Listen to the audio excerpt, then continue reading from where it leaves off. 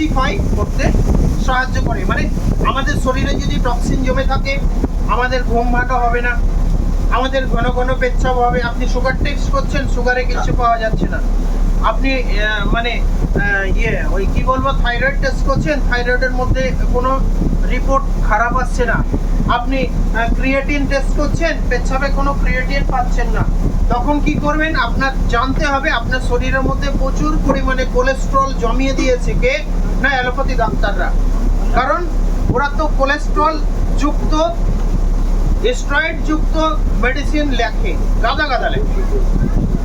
আজকাল দেখবেন অ্যালোপ্যাথি ডাক্তাররা স্টেরয়েড ছাড়া মেডিসিন লিখতে পারবে না। কারণ একটা এমডি করে আসা, একটা পিএইচডি করে আসা ডাক্তার যদি একটা পেশেন্টকে 2 দিনে 3 দিনে 4 দিনে রিলিফ না দিতে পারে, ওই ডাক্তারের কাছে কেউ যাবে না। যাবে? তো ওরা কি করে? ওরা দেখে পেশেন্ট মরুক বা বাঁচুক, পেশেন্ট মরুক বা বাঁচুক, আমার দেখে দরকার নাই, স্টেরয়েড যুক্ত মেডিসিন দিয়ে দাও। স্টেরয়েড ছাড়া আমাদের এক পা আগানোর রাস্তা নেই। এইভাবে ওরা কি করে না, স্টেরয়েড যুক্ত খাবার যখন আপনাকে দিয়ে দেয়, স্টেরয়েড এটা প্রতিদিন 1 পাতা করে, এই যে পাউচ, এই পাউচের মধ্যে জমে থাকা যে অংশটা, সেটা গরম জলে 2 কাপ গরম জলে এটাকে কেটে ঢেলে দেবেন, গুলবেন, আস্তে আস্তে গুলবেন।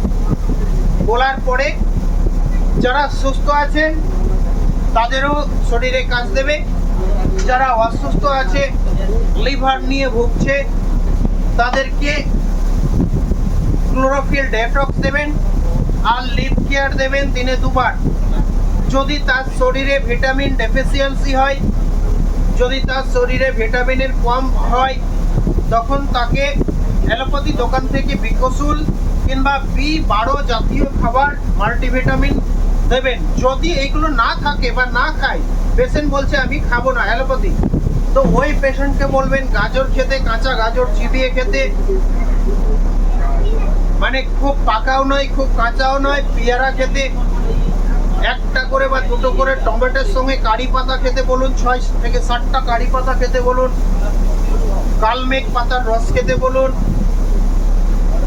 ওই পেশেন্টটা কিছুদিনের মধ্যে একদম টোটাল সুস্থ হয়ে যাবে। এইটা যদি তার শরীরে 5 থেকে 6 দিন খাওয়া হয়, আস্তে আস্তে আস্তে আস্তে ওই শয্যাশায়ী পেশেন্টটা আস্তে আস্তে সুস্থ হতে শুরু হয়ে যাবে।